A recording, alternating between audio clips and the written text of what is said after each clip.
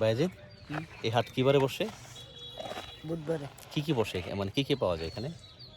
এখানে এমনিতে পেঁয়াজ আসে বাজারে ইন্ডিয়া থেকে, আর অন্য মাল আছে। অন্য মাল কি? এই যে পাউডার, সাবান, ক্রিম এটা আসে। পাউডার, সাবান, ক্রিম, ল্যাপ তুষক আসে না? না, বালিশ, এমনি কম্বল আছে। কম্বল আসে। আর হাডি গডি কলসি এগুলো আসে না?